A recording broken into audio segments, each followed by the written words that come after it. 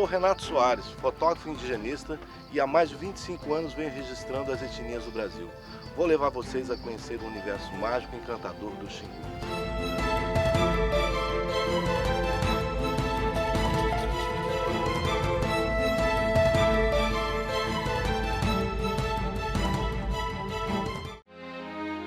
No episódio anterior, conhecemos os detalhes da aldeia Calapalo.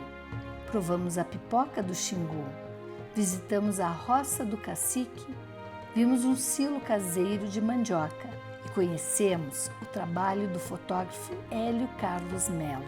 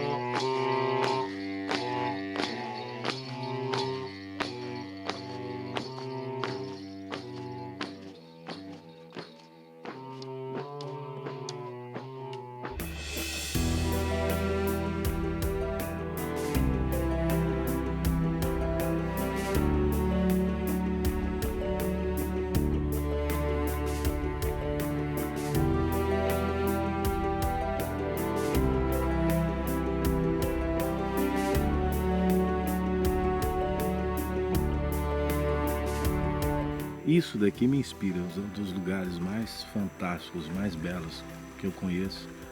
E eu sempre volto, sempre venho ao Xingu.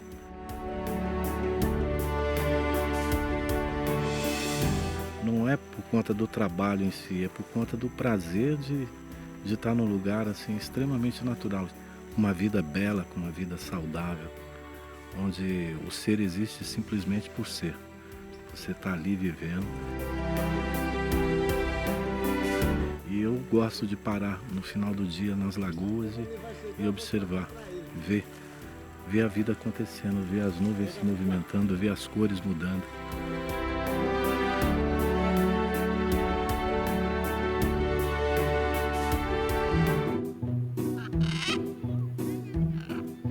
O Orlando Vilas Boas contava uma história muito interessante.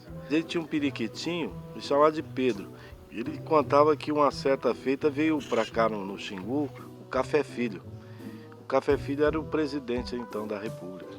E o Café Filho se encantou com o periquito do Orlando, porque o Orlando domesticou ele. Ele batia na mesa, o periquito vinha, rodava. Aí pegava, batia na mesa, o periquito fazia outro malabarismo lá. Botava a mão assim, o periquito subia no braço dele, vinha, mordia a orelha dele e deitava. O Café Filho se encantou com o danado do Pedro e virou para Orlando e falou: meu jovem, eu quero esse periquito. Aí o Orlando falou para ele, não, esse periquito tem maus hábitos, ele tá sujo, eu vou pedir para os índios pegar 2 periquitos, um casalzinho. Não, porque meus netos vão adorar esse periquito. Falou, não, mano. Começou a inventar coisa do periquito, né? Porque o Café Filho já queria o periquito de todo jeito. Aí o Orlando falava não e ele falava sim, não, sim. Chegou uma hora que ele falou, meu jovem, meu rapaz, eu sou o presidente da República. Falei, eu sou o dono do periquito. O Orlando respondeu, eu sou o dono do periquito e não dou o periquito. E ficou por isso mesmo, o Café Filho saiu meio chateado daqui, do Xingu, mas sem o periquito. Esse daqui, bonzinho, estava ali no alto, desceu voando e sentou na minha mão. Acho que ele tá com vontade de dormir aqui, porque ele tá sonado, um olhinho fechado, dormindo, Aí dorme, dorme.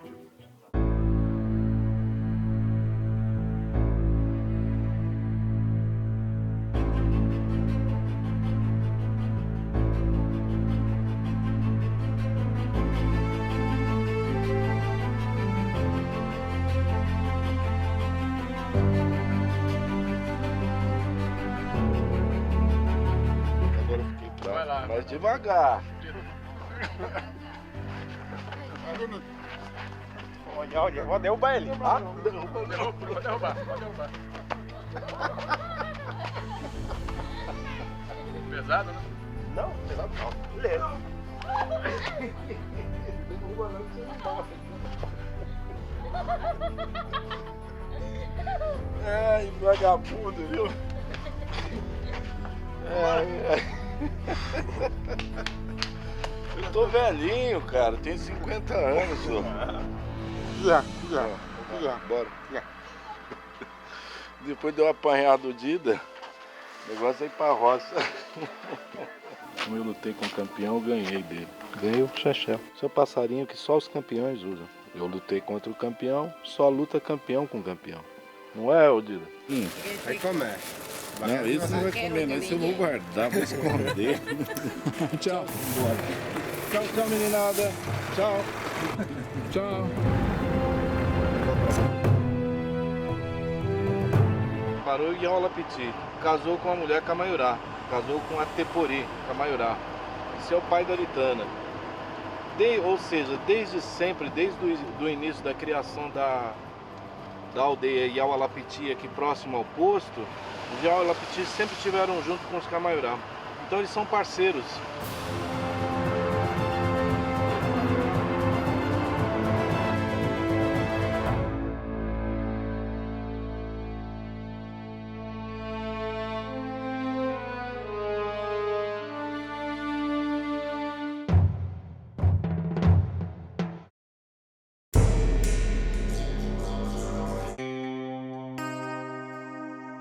Mapulu, eu fiquei assim feliz porque você virou a herdeira do conhecimento medicinal do seu pai.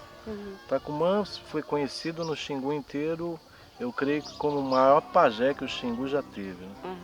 Você foi chamada pelo espírito, pelo mamaé? Para mim ficar pajé, fiquei doente, né? Fiquei doente, comecei a sonhar, contava para meu pai, né? Era meu pai. Eu sonhei com fumo, Anhangu, aquele cabeção, se chama Jangu, né? Ele entrou no meu sonho. Ele falou: Neto, cadê você? Eu venho oferecer fumo para você. Será que você vai conseguir fumar? Aí ele fumou, soltou. Parece a bola, fumaça. Parece que eu estava dormindo, na verdade, deu cansado. Dói de cabeça. Nossa. Dormiu 5 dias. Ele falou: você vai ficar 5 dias. Eu acordei, minha mãe chorava, meu pai ao lado, aí Sapainho ao lado, outro meu tio ao lado também. Sapainho falou: sobrinho, a gente está preocupado muito. Eu sei que mamãe é forte. E mamãe está querendo fazer pajé. Eu nem queria ficar pajé. Aí meu pai já sabe como é que ele, o espírito ensinou ele, né? Você tem que contar, não precisa esconder. Aí, Quer dizer, o pajé ele já nasce predestinado, será? Eu acho. Dizem assim que aquele que vai estudar para aprender a ser pajé não é pajé. O pajé é aquele que o mamaé vem e chama para ser mais pajé. Como você, como foi seu avô, seu tio, seu pai. Para nós lá da cidade grande, vamos dizer assim, para os nossos Caraíba, isso é uma coisa muito fantástica. Para vocês, o universo mágico do mamaé e o universo da vida normal andam juntas, né? Isso eu acho fascinante. Pajé é um mundo à parte, ele não vai se formar pajé. O pajé, ele num dado dia ou da sua juventude, em algum momento da vida dele, ele é chamado pelos mamaé. Tudo que tem vida no Xingu tem um mamaé. Mamaé é o espírito. Tem o mamaé da onça, o mamaé do jacaré, o mamaé das árvores, o mamaé do rio, os mamaés dos peixes, tem os mamaés, são os espíritos. E você tem bom e ruim. E o pajé, em sua maioria, quando jovem, bem jovem ainda, quando criança ainda, ele é chamado pelos espíritos para se tornar pajé. Esse é um pajé verdadeiro, um pajé forte. E o pajé, ele é aquela pessoa que trabalha a cura. Ele não trabalha, não faz maldades. Ele não é um feiticeiro. Feiticeiro é perigoso. O pajé, ele trabalha a cura. O pajé é uma pessoa, é um médico da sociedade indígena. É a pessoa que vai criar meios de te curar. E não é só a cura física, é a cura espiritual também. O Baruzzi me disse o seguinte, que ele é uma preleção que ele fazia para todos nós. Ele dizia, olha, vocês vão encontrar lá pessoas que trabalham com saúde. Tem pajés, tem gente que mexe com medicina de planta, raizeiros e tal. E nós temos sempre que tomar muito cuidado para respeitar essa prática, porque é uma prática que já existe lá de longa data, nós estamos entrando com uma coisa nova. Né? Tem uma frase dele que era muito interessante, que o grande desafio era levar para os índios, né, os benefícios da medicina científica, mas sem, com isto, estragar, assim, né, interferir de forma a que eles perdessem os seus conhecimentos tradicionais. Né? Era muito comum, tinha muita malária, muita pneumonia, né? Então, às vezes, e o acesso era difícil. Então, muitas vezes, quando a gente tinha acesso a esses doentes que eles chegavam para a gente, ou que a gente era avisado e chegava até eles, já os encontrávamos, muitas vezes, em situações bastante graves, né? E nessas situações, quer dizer, sair de perto dos pajés, quer dizer, sair dali daquele ambiente, colocava, na visão deles, a pessoa em risco. Né? Então, enquanto a nossa conduta, muitas vezes era vamos tirar para colocar no hospital, a conduta deles é de jeito nenhum, tem que ficar aqui. Então, a nossa orientação era que nós tentássemos dialogar ao máximo, né? Negociar ao máximo os tratamentos, mas que a última palavra sempre fosse deles. Né? Que a última palavra sempre seria dos pajés e dos curadores e dos familiares. Eu me lembro assim, de um caso com o Sapaim, que foi muito interessante. Eu estava ali no Leonardo, eu fui chamado, uma criança passando muito mal. Né? E era uma menina, de uns 9 anos de idade, mais ou menos. O abdômen dela estava muito distendido, um baião. Né? E a história é que ela não fazia cocô já há alguns dias, né? E estava muito raio, estava ficando ruim, estava já com náusea, não conseguia se alimentar e tal, os pajés estavam trabalhando. Aí agora o que eu vi que era isso, que eu achava que era isso, essa era a minha hipótese, comecei a tratar. Aí de repente, numa dos transes do Sapaim, né? Fuma, quando ele desmaia, né? Que ele vai fazer a viagem, que ele sai, vai lá para outra dimensão para sacar o que está acontecendo. Né? Ele volta e sai correndo pro mato. Sai correndo, e os auxiliares, né, o pessoal que fica apoiando, sai correndo atrás. Né? E eu fiquei ali com a menina. Depois são 10 para 15 minutos, ela fez... E evacuou. Uma quantidade enorme. Que eu fui olhar, eu imagino que pudesse ser os vermes, não era. Eram caroços de ingá. Né? Ela tinha feito o que em medicina a gente chama de fitobezoar. É uma obstrução por alguma coisa de planta. Eu falo, comeu tanta jabuticaba ficou entupido. É o clássico aqui para nós. Ali no caso foi o ingá. Né? Aí quando saiu aquilo, imediatamente o abdômen, né, ele já diminuiu aquela distensão, o timpanismo diminuiu, eu já relaxei e tal. E dali a pouco chega o Sapaim com o feitiço na mão para mostrar, né? Antes mesmo de eu mostrar ele foi me contando. Né? Falou, ó, isso aqui estava enterrado embaixo do pé de ingá. Né? E a menina tinha acabado de evacuar um monte de ingá. Ela estava entupida por causa da semente do ingá. E ele tirou o feitiço debaixo do pé de ingá. Né? E aí ele explica que é o espírito do veado, que gosta muito de comer ingá, que viu a menina lá comendo ingá e jogou um feitiço nela para ela comer com o caroço. Porque as crianças pequenininhas, se você reparar, a mãe não dá o ingá inteiro. Ela tira aquela polpinha, aquela carninha e põe na criança. As crianças maiores, é como as nossas, né? Você não dá chiclete, por exemplo. Não dou chiclete para ninguém, mas se for dar chiclete, você não dá para um menininho pequenininho. Mas o maiorzinho já sabe que não é para engolir e tal, né? Bala, mesma coisa, assim por diante. Então, naquela faixa etária, 9 anos, a menina já estava carequinha de saber que ingá não é para engolir caroço. né? É para cuspir caroço. E funcionou, quer dizer, a menina ficou boa. Né? Não precisei fazer mais nada, o Sapainho também não, relaxou, continuaram lá fazendo. A gente continuou observando, olhando, no outro dia começou a se alimentar, levantou, estava brincando.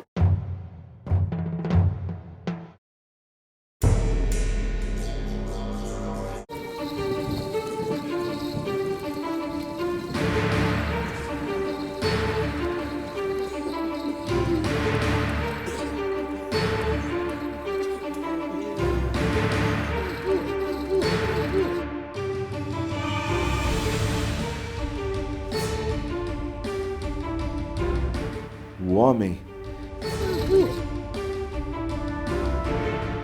E aí ele já está intencionado que ele está dizendo pro outro que ele está muito bravo, que ele vai vir para lutar bravo mesmo.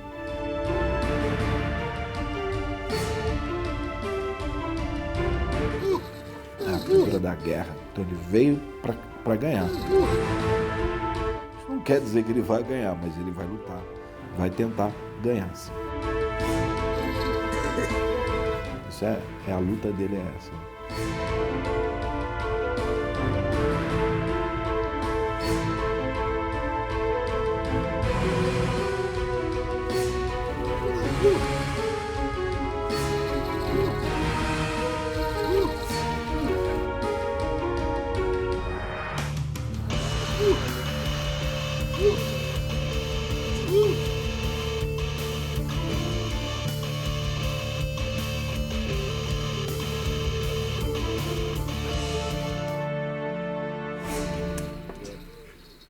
O mundo mágico da luz.